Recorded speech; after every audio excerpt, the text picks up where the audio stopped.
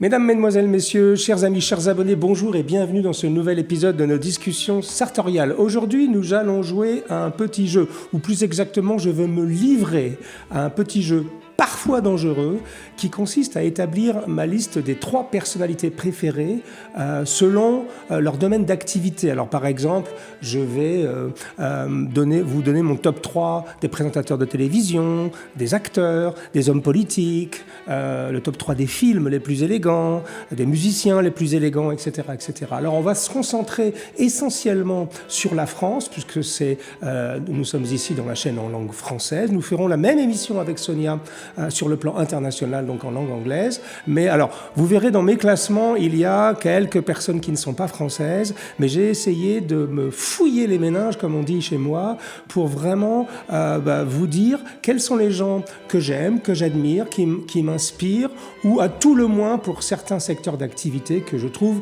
plutôt plus élégants que la moyenne. Donc évidemment, je vous le rappelle, on parle ici d'élégance. Je ne juge pas ni de la qualité journalistique pour les journalistes, ni de la qualité vocale ou musicale pour les chanteurs ou pour les musiciens. Il s'agit donc d'un classement réalisé selon ma propre sensibilité en termes d'élégance. Et nous commençons tout de suite, alors nous rentrons de plein pied dans quelque chose qui n'est pas facile, et qui est quelles sont mes 3 personnalités de télévision préférées en termes d'élégance, ou pour le dire autrement, quels sont les 3 présentateurs de télévision, ou les 3 journalistes de télévision qui, selon moi, sont élégamment vêtus. Alors, la première personne, ça va peut-être vous surprendre. D'ailleurs, je dois avouer qu'il y a encore quelques années, j'y aurais jamais pensé, mais je dois avouer également que depuis quelque temps, cette personne fait œuvre vraiment d'une très très belle élégance classique dans toutes les émissions qu'il anime. Il s'agit de Pascal Praud. Alors, Pascal Praud, moi, je suis un petit peu plus âgé que, peut-être pas que la majorité d'entre vous, mais je sais qu'il y a beaucoup de jeunes qui nous suivent. Donc Pascal Praud, vous le connaissez aujourd'hui si vous regardez la chaîne de télévision CNews.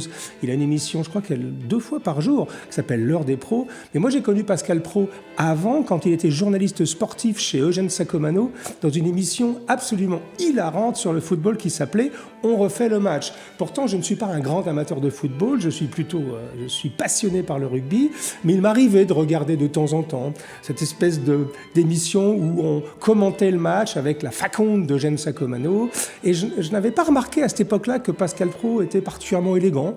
Bon, il s'habillait plutôt bien pour un présentateur de télévision, mais il n'avait pas une élégance complètement marquante. Depuis qu'il est sur CNews, j'ai pu apercevoir quelques émissions ici et là, et je dois avouer qu'en termes de choix des costumes, de coordination des cravates, de longueur des cols de chemise, etc., il n'y a absolument rien à dire. Je crois d'ailleurs que mon ami Julien Scavini lui a rendu un petit hommage dans une de ses chroniques sur le Figaro, qu'il fait de manière hebdomadaire, et nous sommes tombés d'accord sur le fait qu'aujourd'hui, dans le paysage audiovisuel français, eh bien Pascal Praud, en termes d'élégance classique, bien évidemment, se démarque vraiment. Donc Pascal, si tu nous regardes, je ne le connais pas du tout, on te salue avec Julien Scavini. On trouve que tu es absolument merveilleusement bien habillé, et que je pense que tu n'as pas beaucoup de compétition aujourd'hui sur la télévision française. Excusez-moi d'ailleurs, je vous ai tutoyé.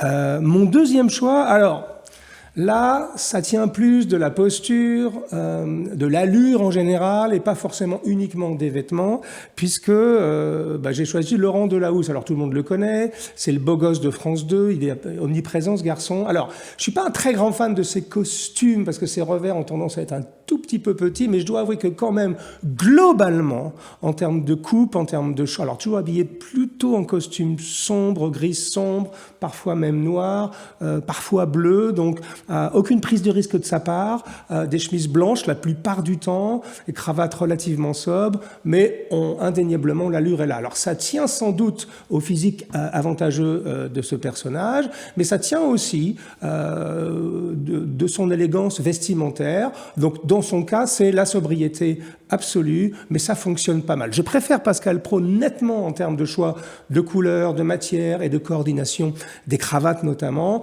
mais Delahousse reste un garçon tout à fait correct dans le domaine de l'élégance masculine classique. Et la troisième personne que j'ai choisie, et je dois vous avouer que j'ai pas mal bataillé pour en trouver un troisième d'aujourd'hui, puisqu'on parle de personnes qui sont à l'antenne de nos jours. J'ai pas mal bataillé parce que aujourd'hui, il y a une maladie dans le paysage audiovisuel français, c'est toute cette maladie des revers rikiki, donc ça j'en parle très souvent, mais également des cols de chemise tout petits. Les cols de chemise qui sont vraiment minuscules, 2 cm, on peut à peine mettre une cravate. Un vrai col de chemise, d'ailleurs aujourd'hui je me présente devant vous sans cravate, mais vous voyez mon col est un vrai col qui passe sous le revers de la veste et tout de suite, je trouve personnellement, alors en plus si on le cravate c'est encore plus joli, il faut que ces cols soient généreux. Et donc avec cette mode des cols rikiki minuscules, j'ai eu du mal à trouver mon bonheur. Et je me suis finalement rabattu sur quelqu'un que je connais. J'ai eu la chance de participer, d'être invité une fois dans une de ses nombreuses émissions. Il s'agit de Frédéric Tadei. Alors, peut-être que quand je dis ce nom, certains d'entre vous vont sauter sur leur canapé en disant « Mais comment Hugo Jacomet parle de Frédéric Tadei qui a toujours la cravate débraillée, qui n'est pas un monstre d'élégance ?» Eh bien, moi, j'ai eu l'occasion de le rencontrer. Donc, c'était il y a 2 ans. 1 an et demi, 2 ans, j'ai été invité pour mon dernier livre, Souliers, sur le plateau d'Interdit d'interdire, qui est son émission, je crois, quotidienne. Bienvenue sur le plateau d'Interdit d'interdire. Je reçois Jean-Louis Gaillemin pour Trop beau pour être vrai. C'est sur les faux dans l'art. Hugo Jacomet pour son beau livre intitulé Souliers, une passion masculine avec des photos d'Andy Julia. Constance Debré pour son nouveau roman Love Me Tender. Et le pianiste Guillaume Vincent pour son nouvel album Blacklist. Et l'on commence tout de suite. Et j'ai pu découvrir un homme d'abord élégant, charmant. Je pense que l'élégance de Tadei, elle est aussi dans sa façon de s'exprimer, elle est dans sa façon de se tenir, dans sa façon d'écouter les gens. Et puis finalement, le fait d'avoir cette cravate un peu débraillée, toujours nouée très très très loin de l'encolure, finalement, ça lui a donné un style. Et vous voyez, c'est ce genre de petits détails qui font que quand on voit quelqu'un qui a la cravate un tout petit peu basse, ou alors en fin de soirée, quand on défait un peu son nœud de cravate, vous voyez, on a dansé un petit peu longtemps, ou pendant un mariage, à la fin de la soirée, on a tendance à desserrer un peu les nœuds papillons, à se mettre un petit peu plus à l'aise. J'ai entendu déjà des gens dire « Ah, tu fais ton Frédéric Tadei », donc c'est devenu sa marque de fabrique. Donc, Pascal Praud pour sa maîtrise impeccable des codes de l'élégance classique, Delahousse pour sa prestance et son allure et sa sobriété dans sa façon de s'habiller, et Frédéric Tadei pour son style un tout petit peu plus, j'allais dire rock'n'roll, mais pour son attitude globale et pour son signe distinctif, cet amoureux des cravates, pas noué jusqu'à l'encolure. Alors, quels sont mes 3 acteurs préférés? Alors là, malheureusement, j'ai essayé de trouver des choses contemporaines, mais finalement, j'ai dû me rabattre sur des personnages que j'adore, qui ne sont pas tout à fait contemporains. Je vous le répète, en termes d'élégance classique, je ne parle ni de talent, ni de prestance, donc ce ne sont pas mes comédiens préférés globalement, même si je les aime tous les 3, mais ce sont donc mes comédiens préférés qui, je pense, amener une forme d'élégance très très salutaire. Alors, malheureusement, j'ai regardé dans les acteurs d'aujourd'hui, j'ai pas trouvé mon bonheur, je dois vous l'avouer. J'ai rien trouvé qui vraiment m'inspirait, qui me forçait l'admiration, ou qui, en tout cas, pour moi, représentait l'élégance à la française. Alors évidemment, j'ai choisi 3 personnes qui sont toutes 3 décédées. Si vous êtes de ma génération, vous les connaissez. Si vous n'êtes pas de ma génération, que vous êtes plus jeune, regardez, on va vous montrer quelques images. Pour moi, ce sont des personnes qui représentent véritablement l'élégance à la française. Alors la première, immanquable, tous les gens qui s'intéressent au sartorialisme, tous les gens qui s'intéressent à l'élégance classique ont tous été peu ou prou amoureux de ce personnage, puisqu'il s'agit de Philippe Noiret. Alors Philippe Noiret, pour moi, c'est vraiment l'image du gentleman farmer. C'est l'image de l'élégance parisienne, un peu, alors j'allais pas dire bourgeois bohème, un peu, voilà, rive gauche. Alors j'ignore, je pense qu'il s'habillait chez les Grimbert, chez Arnis à l'époque, donc ce fameux magasin très important qui depuis a été racheté par la maison Berluti. Donc je pense qu'il s'habillait chez Arnis, mais en tout cas, il en avait le style. Il aimait le beau tweed, il aimait les belles matières, il avait toujours il portait beaucoup d'ascottes, de casquettes, et puis surtout, il avait une collection de souliers, tous faits sur mesure chez John Lobb, qui a été impressionnante. D'ailleurs, avec Sonia, on a eu la joie, l'avantage l'honneur même d'avoir accès à la collection privée des souliers de Philippe Noiret. On était chez John Lobb, on préparait notre livre sur les souliers, donc qui est sorti depuis. Et d'ailleurs, dans la version française, il y a une double page sur la collection de souliers de Philippe Noiret. Et donc, nous avons pu, chez John Lobb, sa veuve, lorsqu'il est décédé, a ramené tous ses souliers chez John Lobb en disant, voilà, ce sont les souliers qu'il a portés toute sa vie, peut-être vous pouvez les conserver ou peut-être faire une exposition avec. Donc nous avons eu la chance de voir cette magnifique collection de souliers. Donc pour moi, Noiret, c'est un monstre d'élégance. Pourtant, il n'avait pas un corps facile, c'était pas un éphèbe ni un athlète, il était un tout petit peu rondouillet ici et là, il avait cette espèce de bonhomie, de sincérité qu'on aime bien, et en plus, il savait s'habiller de manière absolument élégante, notamment il portait le nœud papillon avec une grâce tout à fait exceptionnelle. Donc sans aucune hésitation pour moi, l'un des acteurs les plus élégants, récents et peut-être même de tous les temps en termes d'élégance masculine classique, c'est Philippe Noiret.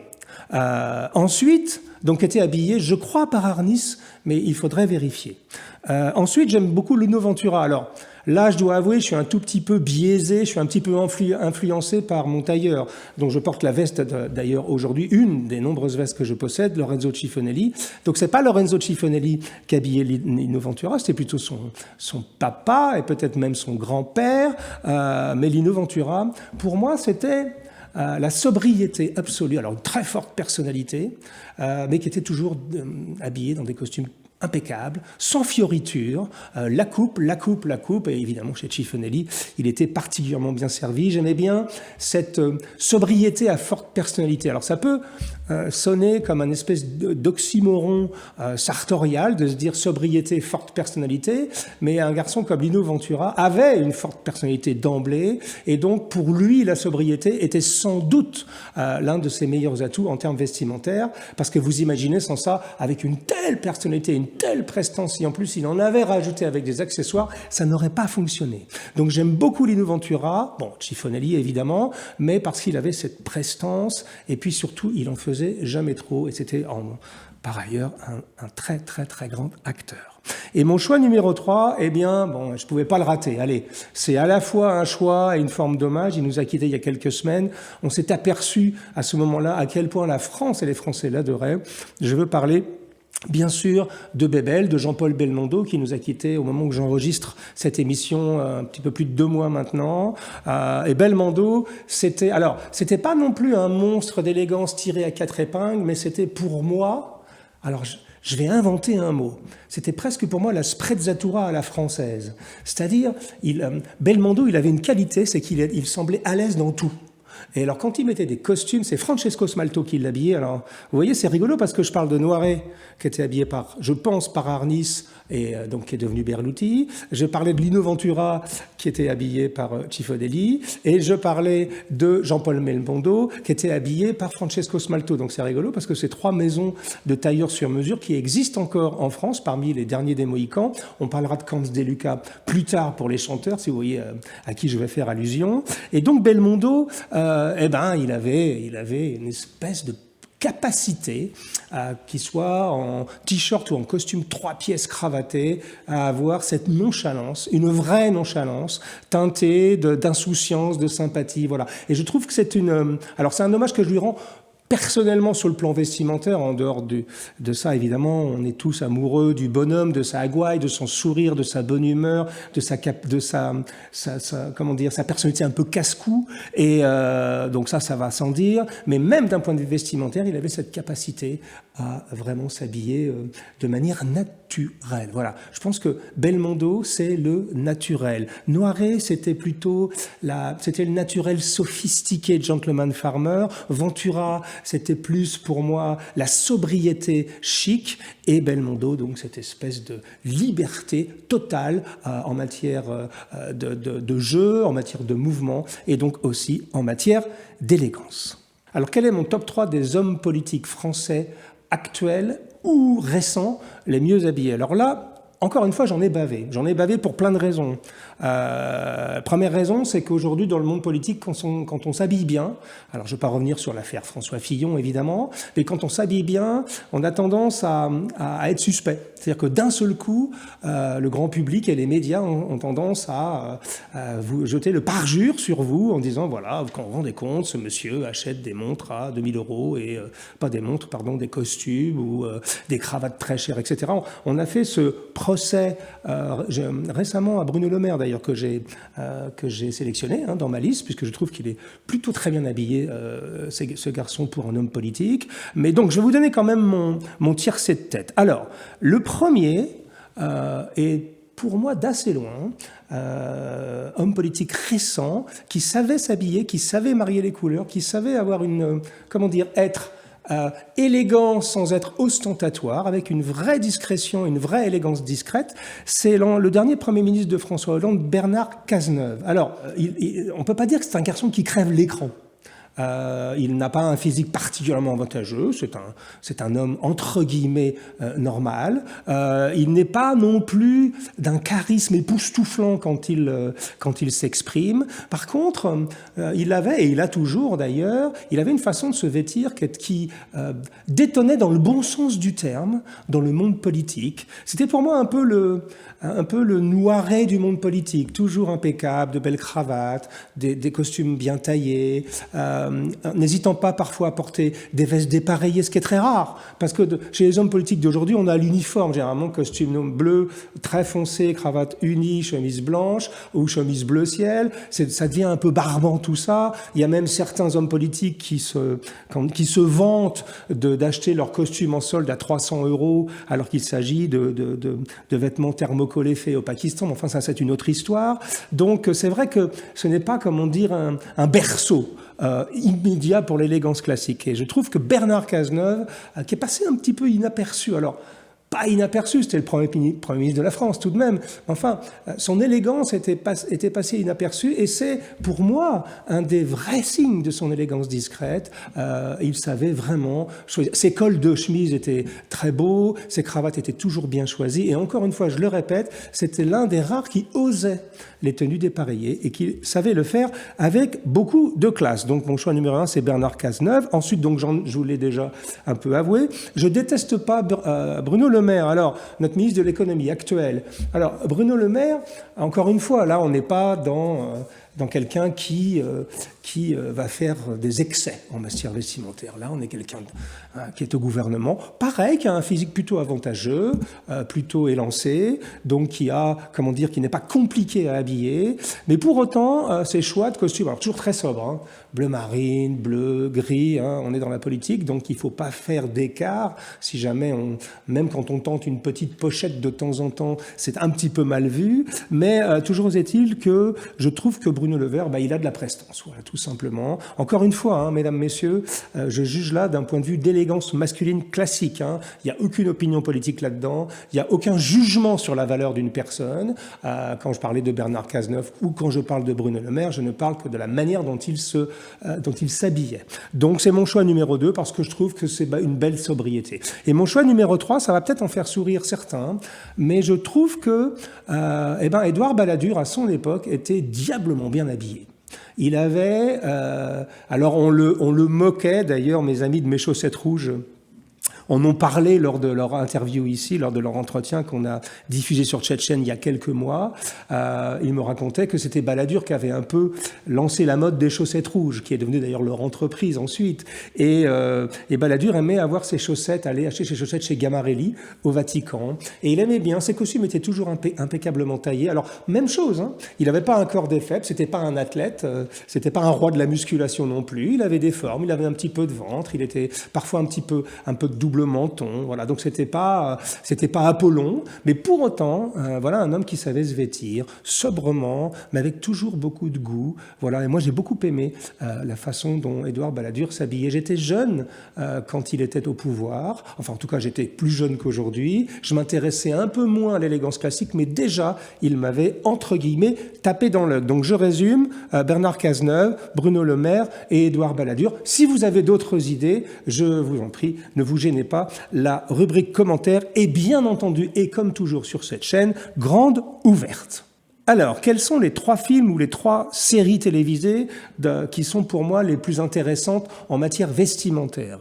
Alors là, ça a été un tout petit peu plus facile parce qu'on a du choix. Alors, je me suis cantonné aux choses récentes. Alors, récentes, vous verrez, mon 3e choix a été milieu des années 70. Enfin, je ne suis pas allé sur l'âge d'or d'Hollywood des années 30 et 40 parce que là, quasiment tous les films qui étaient sortis par la Warner Bros, la Columbia et par tous les grands studios, 20th Century Fox et tous les grands studios américains de l'époque d'Hollywood, eh bien, je l'ai dit d'ailleurs dans un épisode récent, même le figurant qui pousse la porte de l'hôtel, il est habillé comme un dieu. Donc, on ne va pas rentrer dans les films de Frank Capra, de George Cukor, de Howard Hawks, de John Ford, de tous ces monstres hollywoodiens avec les Cary Grant, les Gary Cooper, les Fred Astaire, tous les gens qu'on adore et qu'on vénère même ici sur cette chaîne. Donc, j'ai essayé de venir un tout petit peu plus récemment entre, on va dire, les années 75 et aujourd'hui. Alors, il y a un film qui vous aura, si vous aimez l'art sartorial, si vous êtes intéressé par l'élégance masculine, l'un des derniers films, alors c'est pas un de ces derniers, ça date de 5 ou 6 ans maintenant, de Paolo Sorrentino, c'est La Grande Bellezza. Alors là, c'est un festival d'art tailleur italien. Certaines vestes ont été faites par nos amis Massimiliano et Giuseppe Attolini de la magnifique maison de Cesare Attolini en Italie. Tout est beau, c'est bien fait. Je crois qu'ils avaient fait des vestes monochromes, une veste jaune, une veste rouge. On va rechercher. On a fait des images avec Sonia d'ailleurs pour notre livre de Italian Gentleman, avec ces 2 vestes précisément. Et voilà, donc La Grande Bellezza, c'est très beau. Si vous aimez l'élégance italienne, si vous aimez la sprezzatura, cette nonchalance, ce confort dans les vêtements, c'est un film absolument réussi du point de vue stylistique. C'est par ailleurs un film assez jouissif sur plein d'autres plans. Mon 2e choix, on en a parlé récemment avec Marc Guyot sur ce plateau, c'est Peaky Blinders. Alors évidemment, même moi, je peux pas y échapper. C'est bien fait. On est chez les voyous dans les années 20 à Manchester. On n'est pas à Manchester d'ailleurs, pardon, on est à Birmingham.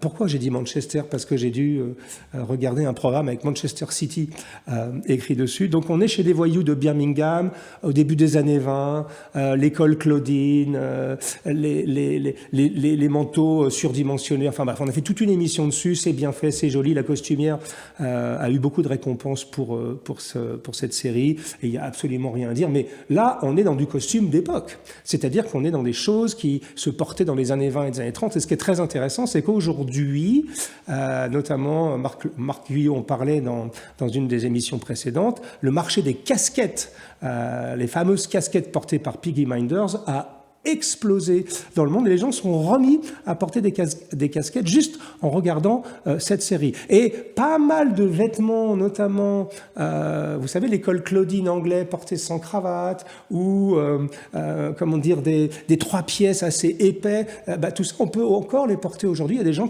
qui, grâce à Peaky Blinders, se sont réintéressés au style masculin classique et en l'occurrence à l'âge d'or du style masculin classique entre, on va dire, les années 30 et les années 50. Et mon dernier choix, je ne pouvais pas l'éviter, j'ai tout fait pour l'éviter, mais je ne pouvais pas éviter The Great Gatsby, Gatsby le Magnifique. Alors évidemment, c'est une des références majeures pour beaucoup d'entre nous. Alors, je ne parle pas du remake, de la version moderne, qui a été tournée il y a quelques années avec Leonardo DiCaprio. Je parle de la version j'ai pris des notes de 1974, voilà, qui est un film donc de Jack Clayton avec évidemment Robert Redford dans le rôle principal. Bon, voilà. Alors, c'est beau, c'est bien fait. Si vous aimez les costumes 3 pièces, c'est Gatsby, quoi. On est sur ce style qui est revenu en force il y a quelques années avec les gilets croisés 3 pièces. Bref, c'est presque incontournable. La Grande Bellezza, Peaky Blinders, Gatsby le Magnifique. J'aurais pu en ajouter d'autres, notamment si j'étais allé sur les années 30 et 40. Mais voilà mon choix pour des films récents. Alors, quels sont mes 3 hommes préférés, mon top 3 dans le monde de la musique, des musiciens, des chanteurs?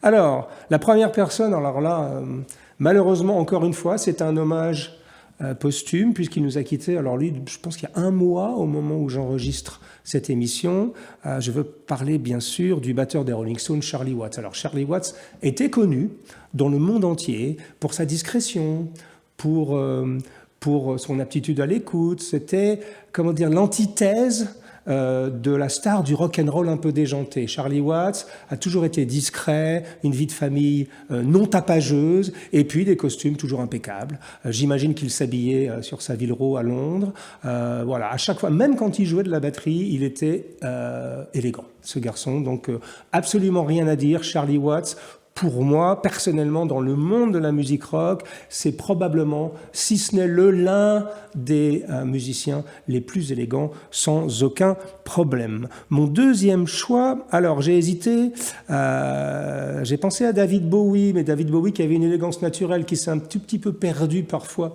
dans les modes vestimentaires, donc finalement j'ai décidé de ne pas le prendre, même si je vénère, j'adore David Bowie.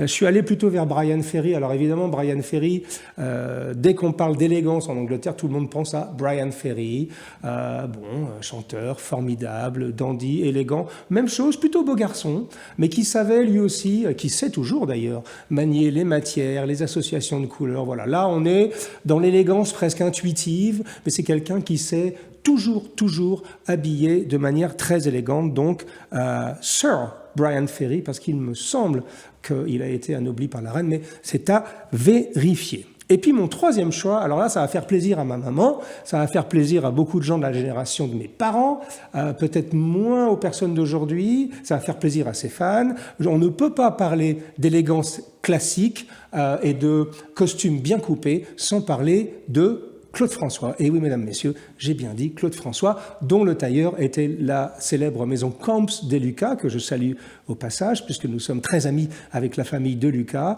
Et de la famille, donc, Camps de Lucas a habillé pendant toute sa carrière Claude François. Alors, Claude François, évidemment, là, on est dans les années 60-70, les revers sont très généreux, on est dans cette espèce d'exubérance des années 70, de la flower power, mais Claude François, il avait cette chose particulière, c'est que il était jusqu'au boutiste, comme on le sait, il était perfectionniste, et même jusque dans ses costumes, il voulait avoir la perfection. Et donc, il n'avait pas d'autre choix que d'aller chez un très très grand tailleur parisien, il y en avait quelques-uns à l'époque, et donc il avait choisi lui Camps de Lucas, parce que Claude François, c'est le seul garçon que je connaisse, ou à mon sens qui est parmi les plus élégants, et qui dansait comme un fou, hein, c'était vraiment quelque chose d'assez ahurissant sur scène, en costume.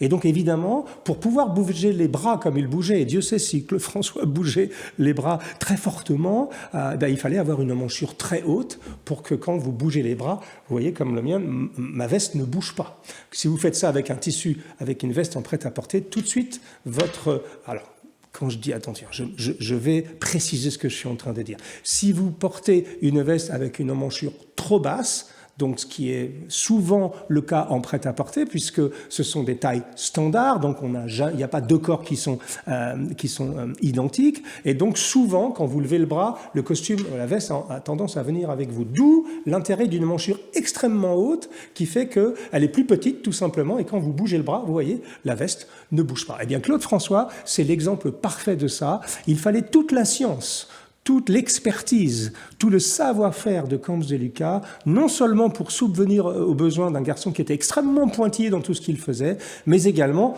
pour lui donner des vêtements ultra chics, ultra élégant, mais dans lequel il pouvait se mouvoir comme s'il était dans un survêtement. Et la maison Camps de Lucas a réussi cela. Donc, d'un point de vue, alors j'allais dire, c'est plus loin que le style, d'un point de vue qualité de coupe et prestance personnelle, je pense que Claude François, pour moi, c'est une icône de l'élégance masculine classique, on va dire récente, années 60 et 70.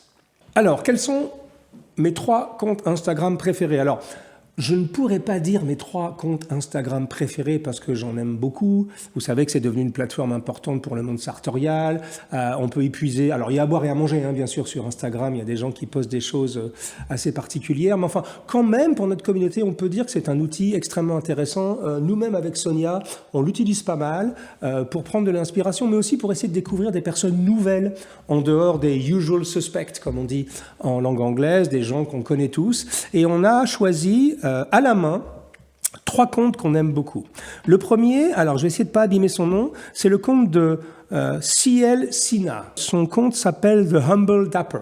C.L., S-I-H-E-L. J'avais jamais rencontré quelqu'un s'appelant de la sorte.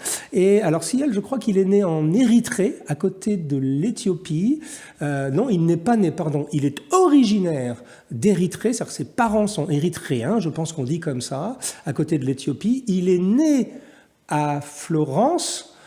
Il a grandi à Rome en Italie et il vit à Gothenburg, à Göteborg en Suède. Vous voyez, c'est une espèce de fusion entre la Scandinavie, l'Éthiopie, l'Italie, et voilà. Et on va vous montrer quelques images. Ce garçon a développé d'abord un style absolument génial. Et j'aime beaucoup ce qu'il fait parce que c'est the humble dapper. Ça veut dire que c'est pas quelqu'un qui a les moyens d'aller en grande mesure, de faire des choses complètement extravagantes, mais qui s'est donné pour mission, avec des moyens, on va dire, raisonnables, soit d'acheter des vêtements en grande mesure en seconde main et de les faire retravailler par des retoucheurs, soit en allant dans des magasins vintage pour trouver des choses un peu anciennes et de les faire retoucher à sa taille. Bref, vous allez voir sur les images, c'est assez intéressant ce qu'il fait. Alors, il y passe beaucoup de temps, il y met beaucoup de passion. J'ai notamment en mémoire quelque chose qu'il a fait avec des vêtements de chez Belvest, des tenues très très jolies avec des costumes croisés des années 50 ou 60. Enfin bref, alors je pense qu'il doit être une rente pour son ou ses retoucheurs. Il doit y avoir de bons retoucheurs à Göteborg, donc en Suède, parce que ce qu'il réalise est absolument magnifique. Mais c'est un conte qu'on aime bien suivre et qui nous montre à tous, s'il était encore besoin de le faire, que l'élégance n'est pas qu'une affaire de moyens, que l'élégance n'est pas qu'une affaire de portefeuille et d'accès aux plus grandes maisons avec un compte en banque infini. Si elle nous montre que, avec des moyens somme toute normaux, raisonnables, on peut tout de même sortir du lot et être très élégant. Donc c'est notre choix numéro 1. Notre choix numéro 2, alors là, je vais vraiment essayer de ne pas abîmer son nom, Akamine Yukio. Akamine Yukio. Donc, on va vous mettre l'adresse et quelques photos de lui à l'antenne. Alors, je pense qu'il travaille dans un magasin. Je suis pas sûr, parce que tout est écrit en japonais sur son compte Instagram. Mais regardez, voilà. Ça, pour moi, c'est le style à l'état pur. C'est quelqu'un qui trace son sillon, qui ne suit pas les modes, qui est toujours impeccablement vêtu, qui est toujours... Voilà, moi ça m'inspire. Vous voyez, si plus tard j'aimerais avoir cette espèce de cette dégaine, cette nonchalance. Voilà, je trouve que c'est un monsieur qui est... Alors moi je regarde quasiment tous ses posts et je trouve que c'est... Alors ça lui arrive des fois, comme nous tous d'ailleurs, de pas être au meilleur de nous-mêmes. Enfin, globalement, tout ce qu'il fait, c'est extrêmement réussi. Donc je parle de Akamine Yukio. J'espère que je le prononce bien. Et notre troisième choix, alors contrairement à Ciel, alors Ciel on le connaît un tout petit peu, on a déjà parlé au téléphone, Monsieur Yukio, on n'a jamais échangé ne serait-ce qu'un message. Par contre, en revanche, la dernière personne, on la connaît personnellement, on a eu la chance de le rencontrer, il est venu nous rendre visite quand on était chez Dalcore, quand on faisait notre livre de Italian Gentleman, on rendait visite à Gigi Dalcore et il est venu tout simplement parce que étant à Naples, étant un grand consommateur de vêtements napolitains, il était aussi en ville et donc il en a profité pour venir nous saluer. Je parle de mon ami, notre ami Gary Tock, qui a le compte Gazman. Alors je crois que c'est Gazman 70K, je ne sais pas exactement ce que ça veut dire. Je ne sais pas si c'est son salaire ou son nombre de followers, ou je l'ignore. Mais Gazman, c'est pour moi, regardez ce compte, c'est pour moi c'est une académie du style italien. C'est un crash course sur l'élégance italienne. Si vous voulez comprendre l'élégance classique italienne et ses subtilités, la différence entre un habit milanais, un habit florentin, un habit napolitain, allez sur le compte de Gazman, c'est une véritable encyclopédie illustrée de l'élégance masculine italienne et c'est toujours impeccable, grand spécialiste devant l'éternel des vestes sport et donc c'est vraiment quelqu'un qui est pour nous une vraie source d'inspiration, donc je le salue et j'allais presque oublier de vous le dire, Gary a également publié par lui-même, donc il s'est auto-publié un très joli livre qui s'appelle The Art and Soul of Bespoke Shoes, qui est un travail sur les souliers sur mesure. On peut saluer l'initiative, il s'est auto-publié, il a payé avec son propre argent les photos, la reliure, l'impression, et donc ça vous dit à quel point il est passionné par tout le monde sartorial. Donc Gary Tock, Gazman70K sur Instagram. Alors, quels sont mes 3 comptes Instagram de professionnels du vêtement maintenant, donc tailleurs, chausseurs, bottiers, travaillant dans le textile, sur Instagram. Alors évidemment, bon là je peux pas y échapper, j'avais envie d'échapper aux usual suspects, aux personnes qu'on cite à chaque fois, mais là je peux pas y échapper parce que c'est mon tailleur, c'est un ami, il est pour moi une source infinie d'inspiration, c'est Lorenzo Cifonelli. Alors je veux pas, on va pas en faire des tonnes sur Lorenzo, il a une émission, 2 émissions d'ailleurs avec nous ici qui ont eu beaucoup de succès, de plus en plus de gens le connaissent, voilà. C'est toujours une source d'inspiration et ce que j'aime chez Lorenzo, c'est qu'il ose des choses. Il ose. Il pourrait simplement rester dans son précaré, dans sa zone de confort, avec ses merveilleux croisés de chez Cifonelli. D'ailleurs, regardez, quand on dessine des vestes comme celle-ci, ça veut dire qu'on a un œil très très particulier. Mais ce que j'aime bien chez Lorenzo, c'est qu'il prend des risques.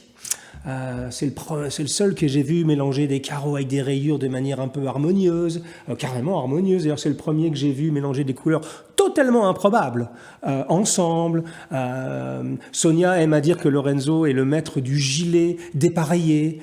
Il sait comment porter des gilets de couleurs différentes, que ses costumes. Enfin bref, c'est une inspiration, une source d'inspiration infinie et qui, bien sûr, est aussi la source d'inspiration actuelle avec son cousin Massimo de la grande maison Cifonelli, qui est mon tailleur depuis longtemps. Donc, évidemment, choix numéro 1, je ne pouvais pas l'éviter, Lorenzo Cifonelli. Mon choix numéro 2, c'est un Japonais qui vit en Italie, à Florence, que j'aime beaucoup, qui s'appelle Kenji Kaga. Alors, vous connaissez peut-être pas son nom, personnellement, mais vous connaissez peut-être, si vous vous intéressez à l'art sartorial, vous connaissez peut-être ses cravates, puisqu'il a 2 marques de cravates, Tie Your Tie, donc nouez votre cravate, tie your tie, et il a une autre marque de cravate qui s'appelle Sevenfold. Le tout étant fait en Italie. Alors, Kenji Kaga, c'est un Japonais, une fois de plus, même chose, donc pas très grand, c'est pas un homme très athlétique non plus, mais je trouve que c'est un modèle d'élégance, de nonchalance, voilà. C'est quelqu'un qui sait porter, alors évidemment la cravate c'est son métier, mais qui sait porter le costume avec beaucoup de flegme. Et voilà, je trouve, j'ai eu la chance de le rencontrer plusieurs fois. C'est un monsieur délicieux, évidemment, adorable. C'est assez étonnant, un mix de culture japonaise, saupoudré de parmesan, j'allais dire, saupoudré de linguine alla vongole, et saupoudré de culture italienne. J'aime bien cette fusion et je trouve que c'est une personne intéressante. Et au passage, ses cravates sont parmi les plus belles du monde. On en reparlera, mais c'est un autre sujet. Et mon 3e choix, eh bien, même chose, j'ai pas pu l'éviter. C'est Antonio Padico.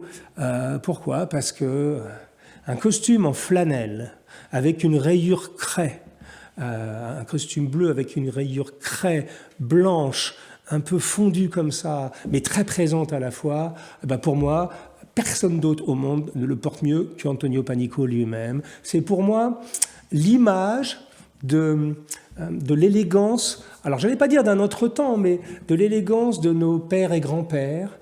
C'est un des derniers des Mohicans. C'est vraiment quelqu'un qui ne s'habille pas de manière extravagante du tout, mais là on est dans ce style italien qu'on aime, ce flegme, cette grâce dans les gestes. Voilà, j'aime beaucoup Panico.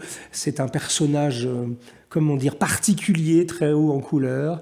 Et voilà, je voulais lui rendre hommage au passage, que c'est quelqu'un qu'on aime beaucoup, qui nous a été très utile pour notre livre The Italian Gentleman.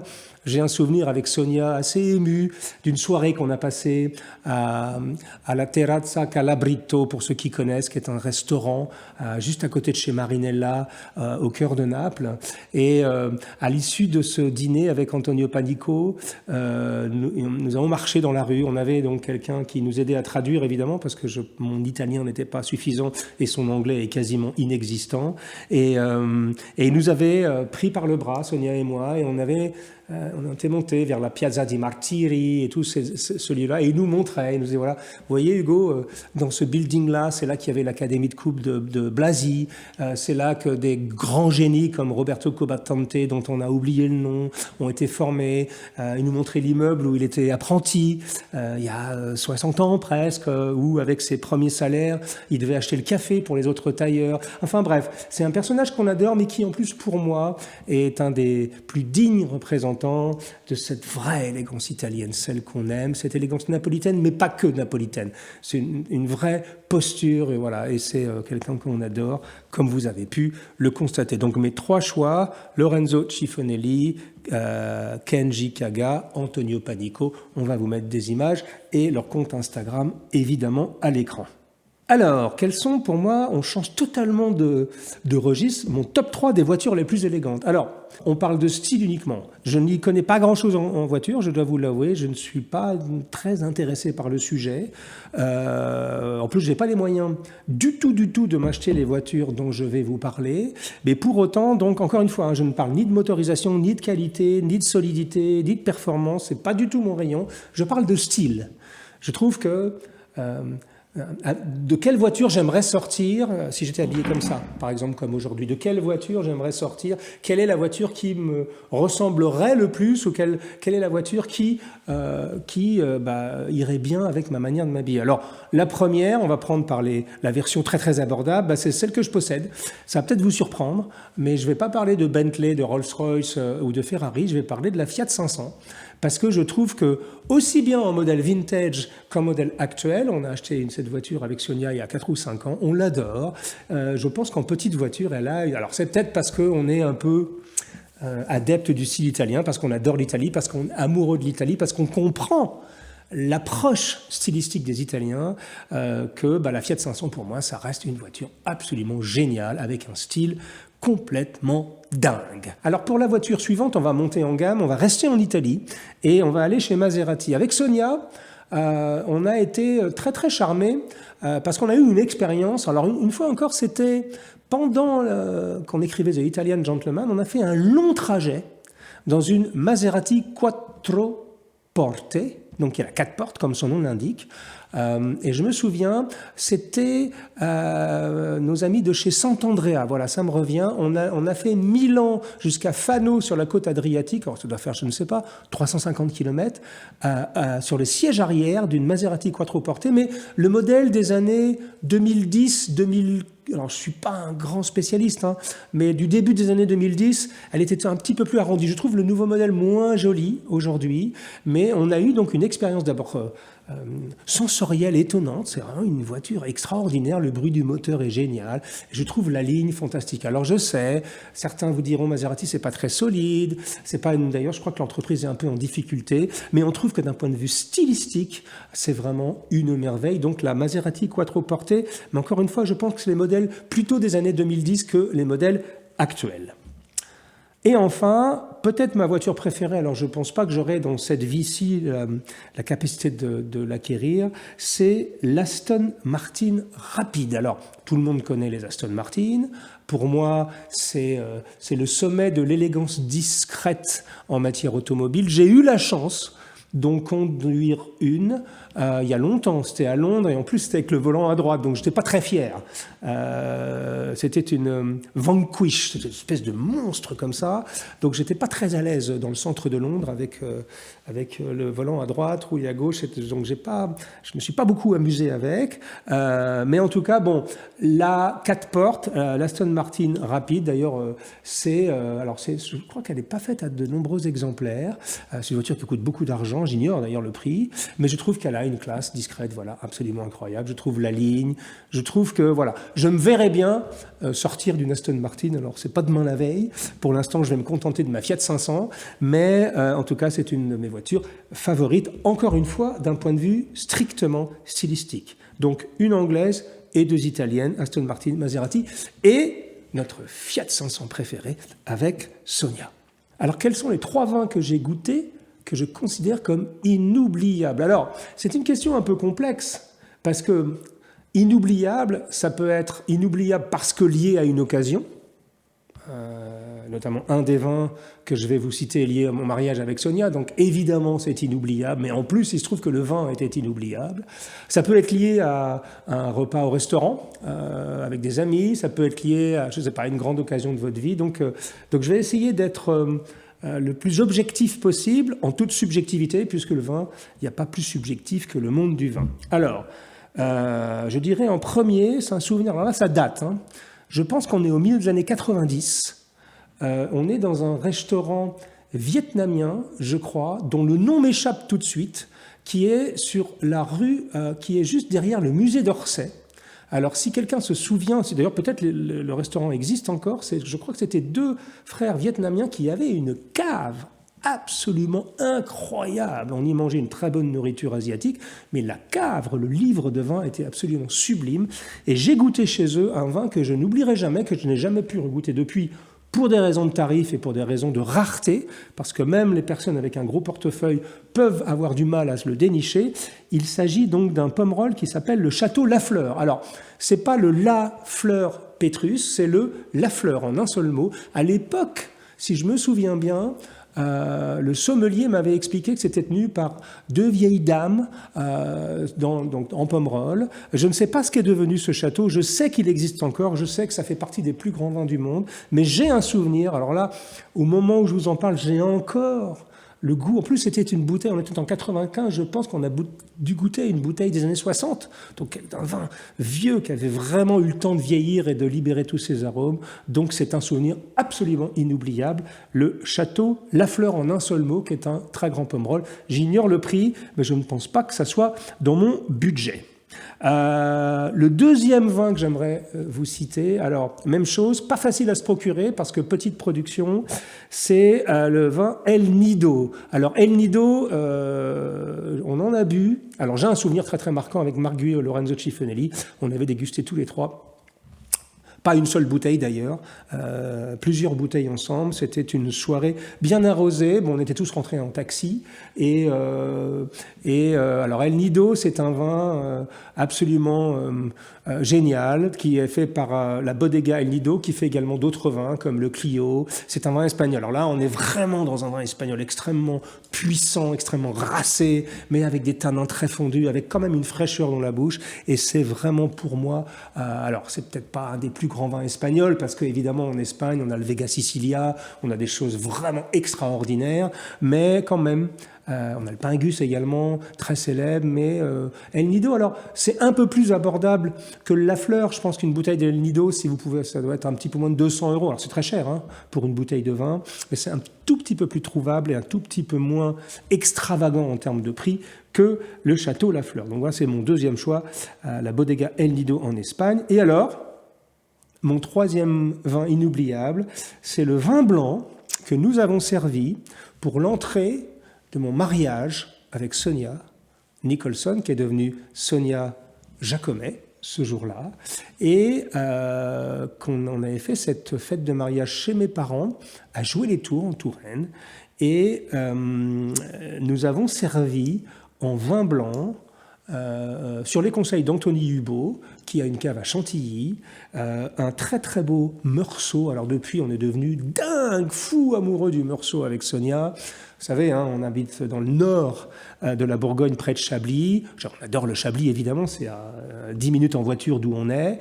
Mais on adore aller en Côte de Beaune, en Côte de Nuit. Et évidemment, on est devenu fou du Meursault, du Chassagne Montrachet. Alors, je sais qu'une fois dans une émission, j'ai dit Montrachet. Je me suis fait reprendre par de nombreux commentaires. Donc, j'en profite pour corriger ma prononciation. Meursault, Chassagne Montrachet, Puligny Montrachet. Là, on est vraiment dans the Holy Land of Wine, dans la terre sainte des grands vins blancs. Et celui qu'on avait servi à table pour notre mariage, c'était un Meursault de 2014 de la maison Prunier Bonheur.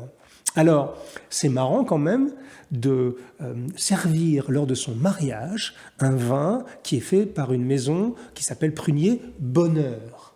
Bonheur, je le dis parce que Sonia me regarde avec des grands yeux. Bonheur means happiness in French. And when you marry somebody and you drink a wine called happiness, it's like incredible. C'est marrant, je le disais en anglais à Sonia, boire un vin qui s'appelle Bonheur le jour de son mariage, je trouvais le clin d'œil délicieux, mais alors le vin, c'est une bombe, donc le Meursault de chez Prunier Bonheur. Donc voilà ces 3 vins. Vous savez que je suis passionné de vin, je pourrais vous en citer des centaines. Littéralement des centaines, du monde entier, les vins de Bourgogne, les vins des Pays de la Loire, on adore les vins des Pays de la Loire. Tiens, on va faire une émission sur mes vins préférés région par région, pour vous donner quelques adresses et des noms qui me viennent en tête. En Bourgueil, par exemple, on aime beaucoup la maison Yannick Amiro, on adore ces gens-là, on adore leur production, on adore le Cabernet Franc, ils font du Saint-Nicolas de Bourgueil et du Bourgueil, il y a des choses vraiment exceptionnelles dans toutes les régions, on aime beaucoup, les vins espagnols, vous le savez. Moi, j'aime bien le domaine de Chevalier en Bordeaux. Sonia est moins amatrice, mais moi, j'aime beaucoup également. Enfin bref, je pourrais vous parler du vin pendant des heures. On est très intéressé par les vins de Côte-Rôtie, par la vallée du Rhône, évidemment. On est très intéressé partout. En fait, il n'y a pas une région de France, par l'Alsace, il y a des très grands Riesling, Gewürztraminer. Voilà, je vais m'arrêter sur le sujet parce que je pourrais en parler, mais je vais bientôt essayer de faire une émission sur mes vins préférés, ou en tout cas les vins que j'ai pu tester, parce que le monde du vin est tellement vaste que je pense qu'il faut plusieurs vies pour avoir l'occasion de s'esbaudir les papilles avec les plus beaux flacons sur Terre. Alors, comment on me le demande souvent, j'ai fait une émission sur le sujet, peut-être vous ne l'avez pas vu, on me demande toujours quelles sont mes 3 montres préférées. Alors, moi aujourd'hui, je porte une montre plutôt simple, qui est assez jolie, qui est une montre vintage. Voilà, je vous la montre comme ça, mais c'est pas grave. I don't need any close shot. Maybe there's one here. Voilà, c'est une Angelus vintage des années 50 avec une face de lune qui m'a été sélectionnée par un de mes amis qui s'appelle Panayotis Gregoriou. Did I pronounce it well? Panayotis Gregoriou, qui est un garçon formidable, qui est un de mes amis, qui est barbier, qui est un salon de barbier à Athènes, si vous passez, qui s'appelle Mr. 1900, Monsieur 1900, c'est dans le centre d'Athènes. Si vous avez envie d'avoir une vraie expérience barbier à l'ancienne, avec le coupe-chou, c'est vraiment avec la serviette humide chaude sur le visage, c'est un moment toujours agréable. Donc c'est pas le sujet, mais je voulais lui faire un petit coucou au passage. Alors, mes 3 montres, les 3 préférées, alors là, on va s'affranchir des tarifs, parce qu'aucune des 3, je n'ai les moyens de me l'offrir, évidemment. Et ce sont tous les 3 des horlogers, alors, dits indépendants ou semi-indépendants. Alors, évidemment, la Simplicity de Philippe Dufour, alors que c'est devenu, je pense, une des montres les plus chères au monde aujourd'hui. Elle s'arrache à des prix d'or dans les ventes aux enchères. Voilà, tout est dans le nom. Simplicity, la simplicité. Philippe Dufour, c'est un personnage très haut en couleurs. Voilà, très belle montre, une des plus belles montres sur le marché. Je pense qu'il n'en fabrique plus, donc maintenant vous pouvez le trouver simplement d'occasion ou sur enchère. Et là, je vous garantis, mesdames, messieurs, si vous voulez une Simplicity de Philippe Dufour, il faut avoir une certaine, voire une sacrée puissance de feu financière. J'ai également choisi de chez François-Paul Journe le chronomètre souverain. Alors là, pour moi, je trouve ça absolument sublime. Même chose, c'est pas dans mes budgets, mais c'est un travail absolument fabuleux. C'est à la fois sophistiqué, mais ça reste simple et portable. Voilà, donc FP Journe, le chronomètre souverain. Et une de mes montres préférées également, c'est de chez... Alors c'est difficile, hein, Recep Recepi. Je crois qu'il est du Kosovo. Je crois que sa marque s'appelle Akrivia. Même chose, c'est une montre absolument étourdissante qui s'appelle le chronomètre contemporain. J'en ai parlé dans l'émission que j'ai consacrée aux montres les plus élégantes selon moi. Voilà, Recep Recepi, je pense qu'il y a plusieurs années d'attente maintenant, comme chez Dufour. D'ailleurs, je ne sais même plus si Dufour fait encore des montres. Voilà, pour moi, c'est les 3... Enfin, j'aurais pu citer des Patek Philippe, j'aurais pu citer des Audemars Piguet, j'aurais pu citer, il y en a des listes et des listes, des très très longues listes de Lange & Söhne que j'adore, mais si on me demandait d'en choisir 3, et si je pouvais en avoir 3 au poignet immédiatement, je dirais Dufour, Journe et Recep Recepi. Je n'oublie pas Laurent Ferrier que j'adore, je n'oublie pas Lange & Söhne, je n'oublie pas des grandes manufactures de montres suisses, je n'oublie pas d'ailleurs non plus la grande Seiko que j'adore, qui est une montre un tout petit peu plus abordable, qui est la version grande Seiko, donc qui est une montre japonaise. Mais si on me disait, voilà Hugo, un bon génie va faire apparaître devant toi 3 montres que tu pourras porter dans les 3 prochains jours. Je prendrai la Dufour, la Journe et la Retschapi. Voilà, cela conclut cet petit exercice, ce petit jeu auquel je me suis livré devant vous. Alors, évidemment, les commentaires sont grands ouverts. Tous mes choix sont éminemment subjectifs, éminemment discutables, éminemment critiquables. Je vous invite d'ailleurs à le faire dans la section commentaires. Allez, amusons-nous, échangeons nos idées sur le sujet. Et en attendant, je vous donne rendez-vous pour un prochain numéro de nos discussions sartoriales. À très bientôt, mes amis. Au revoir.